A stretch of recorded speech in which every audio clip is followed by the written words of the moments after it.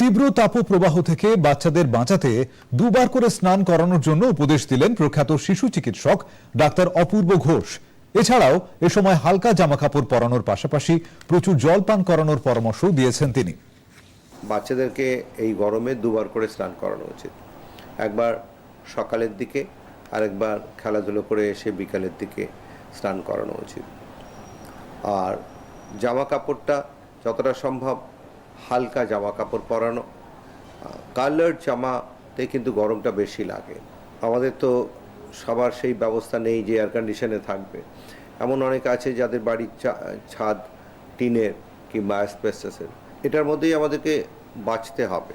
জলটা প্রচুর পরিমাণে খেতে হবে, যাতে সোয়েটিং দিয়ে যে জলটা বেরিয়ে যাচ্ছে সেই জলটাকে আমরা রিপ্লেস করে দিতে পারি, এবং যাতে কিডনির উপরে চাপটা বেশি না পড়ে।